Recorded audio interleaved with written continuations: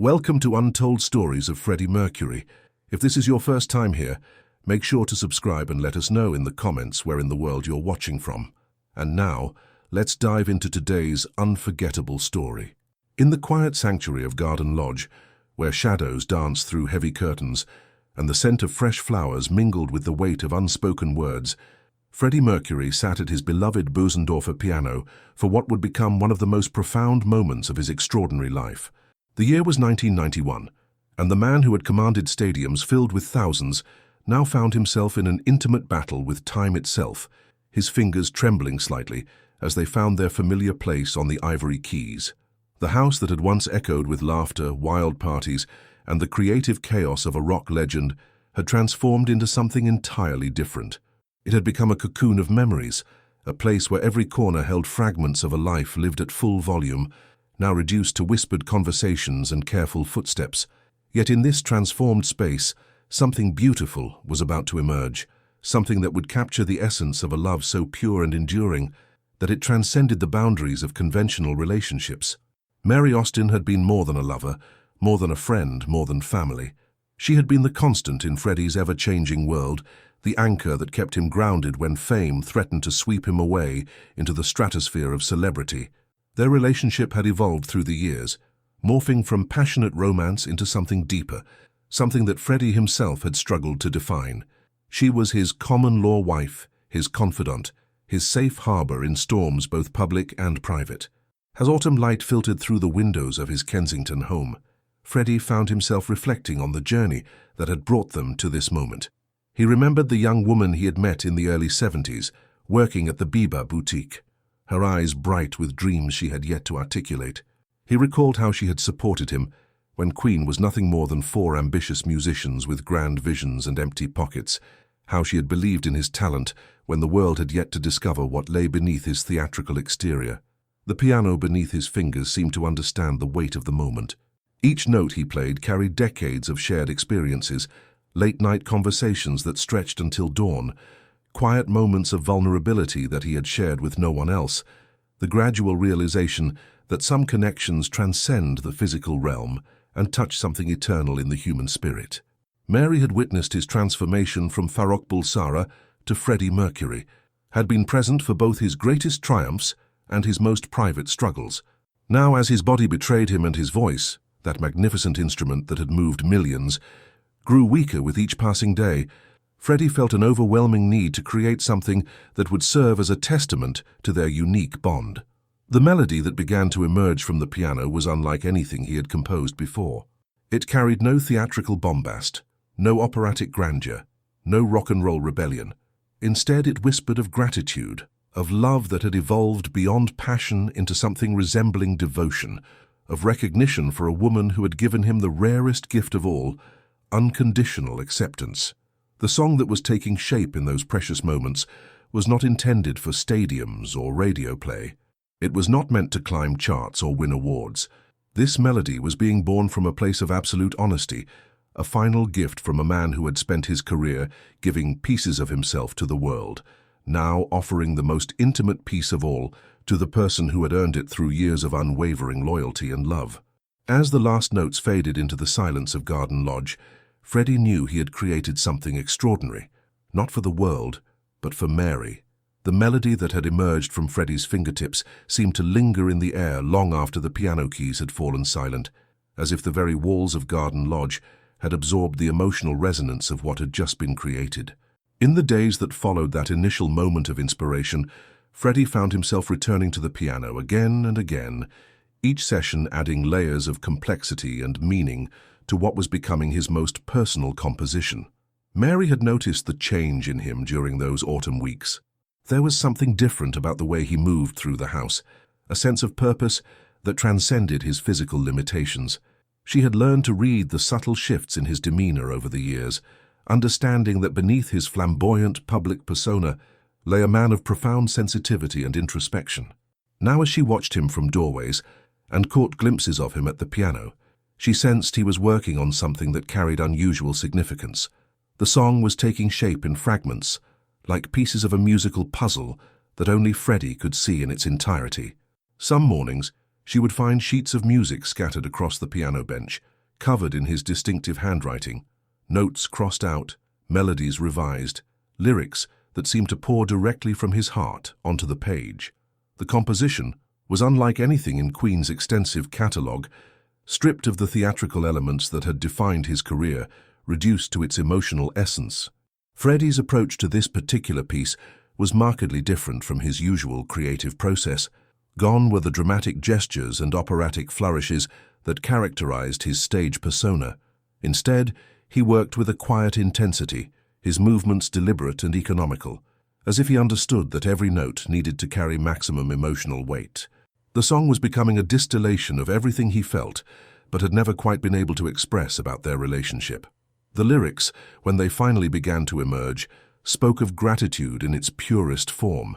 They acknowledged the sacrifices Mary had made, the unconditional support she had provided during his journey from struggling musician to global superstar. The words captured the complexity of their bond, how love had evolved from passion into something deeper and more enduring, how she had remained constant while everything else in his life had shifted and changed. As October gave way to November, the song began to reveal its true character. It was a ballad in the most intimate sense, designed not for concert halls but for quiet moments of reflection. The melody carried an aching beauty that seemed to acknowledge both the joy and sorrow inherent in their shared history. Every chord progression spoke of memories treasured, of moments that had shaped them both, of a connection that had transcended the conventional boundaries of romantic relationships. Mary began to understand that something extraordinary was happening in those sessions at the piano. She could hear the emotion in every note, could sense that Freddie was pouring his very soul into this composition. The music seemed to carry the weight of unspoken words, of feelings too complex for ordinary conversation, of a love that had survived every challenge life had thrown at them.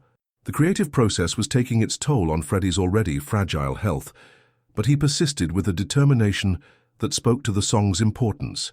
Each day brought new refinements, subtle changes that elevated the composition from beautiful to transcendent.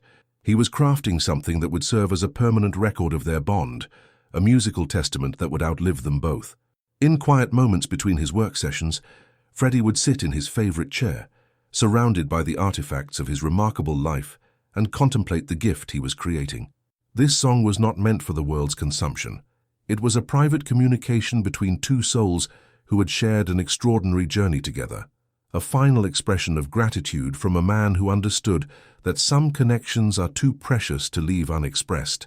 The November rain drummed against the windows of Garden Lodge as Freddie's fingers found their way to the piano keys once more, each droplet on the glass seeming to echo the rhythm that had been building in his mind for weeks. The song for Mary had evolved beyond a simple composition.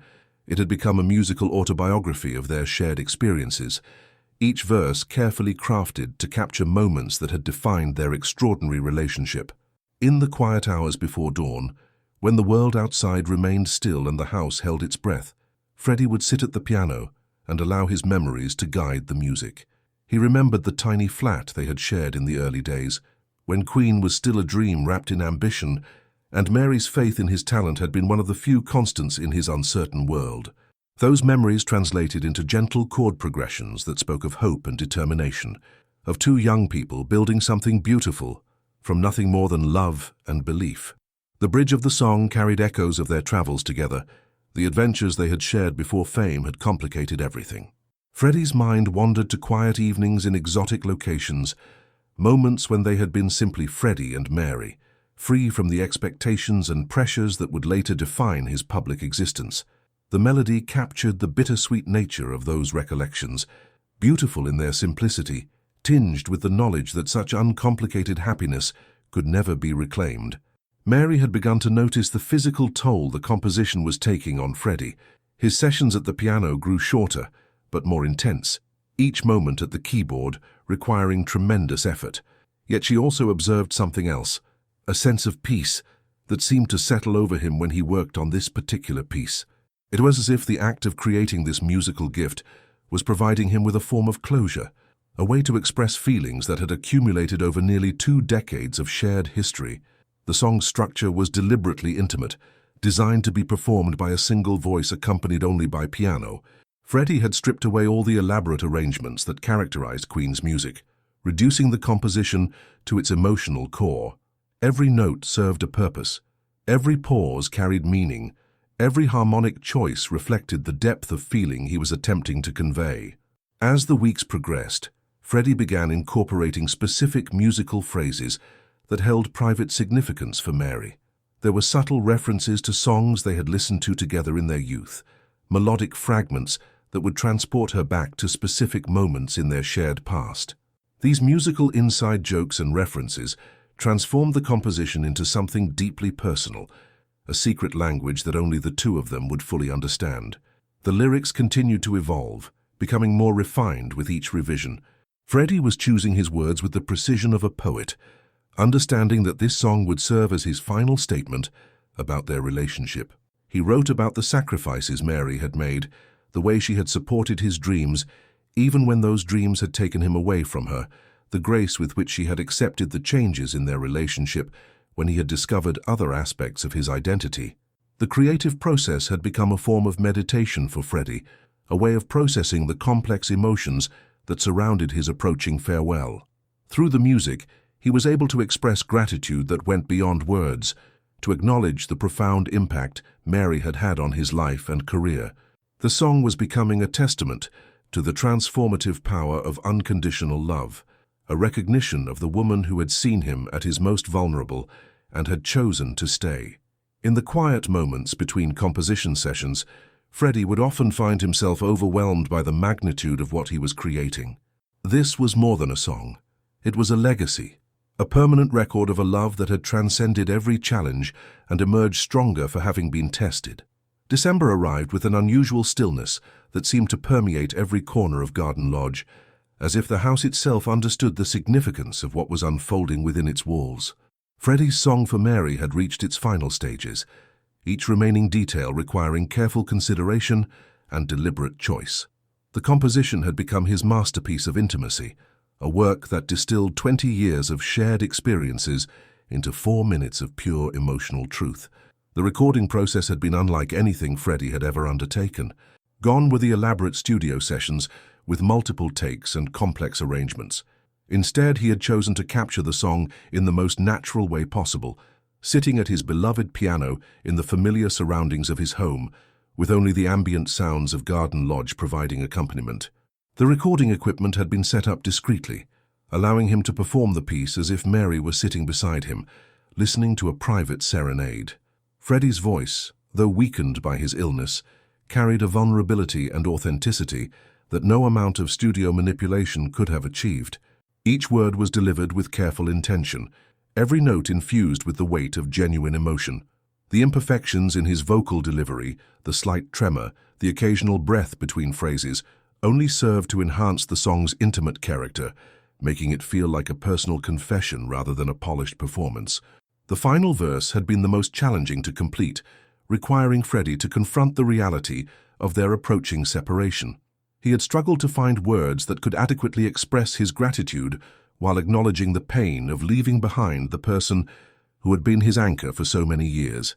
The solution had come in the form of a simple, heartfelt declaration that transcended the complexity of their relationship and focused on its essential truth, that Mary had been his greatest gift, his most treasured companion, his home in human form.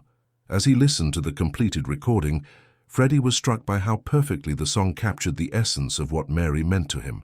The melody carried all the tenderness he felt, but had never quite been able to express in words, while the lyrics painted a picture of a love that had evolved beyond conventional categories into something uniquely their own. It was a song about gratitude, about recognition, about the profound impact one person could have on another's life. The decision of how to present the song to Mary had occupied Freddie's thoughts for days. This was not a gift that could be wrapped and placed under a Christmas tree, nor was it something that could be shared casually during an ordinary conversation. The song deserved a moment of its own, a setting that would honor both its significance and the relationship it celebrated. Freddie had chosen to have the recording professionally transferred to a special cassette tape, housed in a simple but elegant case. He had written a brief note to accompany the gift, explaining that the song was his attempt to capture in music what words had never quite been able to convey. The note was characteristically understated, reflecting Freddie's understanding that the music itself would communicate everything that needed to be said. The anticipation of sharing this final creative work with Mary filled Freddie with a mixture of excitement and apprehension. He knew that once he presented the song to her, he would have completed something that felt like his most important artistic achievement, not because of its commercial potential or critical acclaim, but because it represented the purest expression of his heart that he had ever created. The moment Freddie had been both anticipating and dreading arrived on a quiet December evening, when the winter light had faded early and Garden Lodge was wrapped in the gentle embrace of twilight. He had chosen this time deliberately, understanding that the intimacy of the gift required a setting free from distractions, a space where the music could speak without competition from the outside world. Mary had sensed something significant was approaching throughout the day. Freddie's behavior had carried an unusual mixture of nervousness and determination, the same energy she had observed in him before major performances, but tempered with something deeper and more personal. When he had asked her to join him in the drawing room after dinner, his manner had been both casual and ceremonial, as if he were trying to balance the magnitude of the moment with the desire to keep it natural and unforced. The cassette tape sat on the small table beside his favorite chair, its simple appearance belying the emotional weight it carried. Freddie had placed it there earlier in the day, positioning it carefully as if its exact placement mattered, as if the physical act of presenting the gift was as important as its contents. The handwritten note that accompanied it bore only a few lines, but Mary could see from across the room that every word had been chosen with deliberate care. When Freddie finally handed her the tape, his fingers trembled slightly, not from his illness but from the vulnerability of the moment. This was perhaps the most exposed he had ever allowed himself to be, offering up a piece of his soul with no guarantee of how it would be received. The weight of the cassette in Mary's hands seemed disproportionate to its size, as if it contained something far more substantial than magnetic tape and plastic.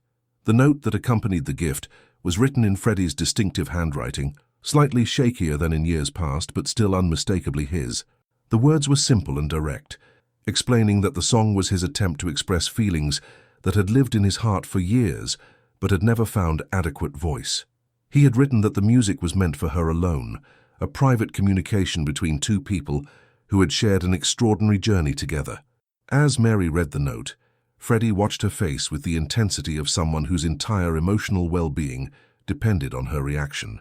He had poured everything into this composition: his gratitude, his love, his regret for the pain their complicated relationship had sometimes caused, his recognition of the sacrifices she had made. The song represented his most honest artistic expression, stripped of all pretense and performance, reduced to pure emotional truth. The decision to listen to the recording together had been made without words. Mary had looked up from the note to find Freddie's eyes filled with an expectation that was both hopeful and terrified. She had moved to the stereo system with careful deliberation, understanding that this moment would become one of the defining memories of their relationship, something that would remain with her long after everything else had faded. As the first notes emerged from the speakers, filling the room with the gentle sound of Freddie's piano, Mary felt her breath catch in her throat. The melody was unlike anything she had ever heard from him, intimate, vulnerable, and achingly beautiful.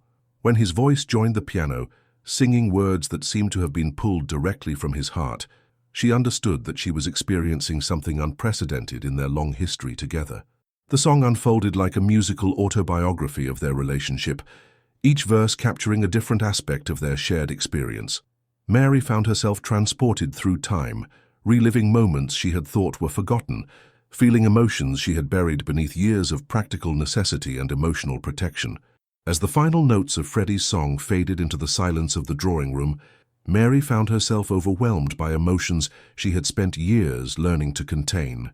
The music had unlocked something deep within her, a reservoir of feelings that she had carefully managed throughout their complex relationship. Tears streamed down her face, not tears of sadness but of profound recognition and gratitude for having been seen so completely by another human being. The song had captured nuances of their relationship that Mary herself had never fully articulated, moments and feelings that she had assumed were hers alone to remember and cherish. Hearing Freddie's musical interpretation of their shared history had been like looking into a mirror that reflected not just her face, but her very soul. He had understood her sacrifices, her unwavering loyalty, her quiet strength in ways that she had never expected anyone to comprehend. Freddie sat in his chair, watching her reaction with the intensity of someone whose entire world depended on her response. The vulnerability in his eyes was unlike anything Mary had ever seen from him, even in their most intimate moments together. This man who had commanded the attention of millions, who had built his career on confidence and theatrical bravado, was now completely exposed, waiting for her judgment on the most personal creation of his life. The silence that followed the song's conclusion was filled with unspoken communication. Mary understood that Freddie had given her something irreplaceable, not just a beautiful piece of music, but a testament to the depth of his feelings for her. The song was his way of ensuring that she would never doubt her importance in his life, never question the profound impact she had had on his journey from struggling musician to global icon. When Mary finally found her voice, it came in whispers of gratitude that seemed inadequate to express the magnitude of what she was feeling. She had always known that Freddie loved her, but the song had revealed the true depth and complexity of that love. It was a love that transcended romantic categories, that acknowledged her as his anchor, his safe harbor, his most trusted confidant and dearest friend. The recording had captured not just Freddie's voice and piano playing, but something more intangible, the essence of his feelings for her, distilled into 4 minutes of pure emotional honesty. Mary realized that she was holding in her hands something that no amount of money could purchase, something that represented the culmination of 20 years of shared experiences, growth, and unconditional acceptance. Freddie's relief at her reaction was palpable, his entire body seeming to relax as he witnessed her emotional response to his gift. He had worried that the song might be too much, too intense, too revealing of feelings that were perhaps better left unspoken. But Mary's tears and whispered words of appreciation confirmed that he had succeeded in creating something that honored their relationship without overwhelming it. The evening that followed was unlike any they had shared in years. They sat together in comfortable silence, occasionally exchanging glances that carried the weight of everything they had experienced together. The song had created a new level of intimacy between them, a shared understanding that transcended words and touched something eternal in their connection.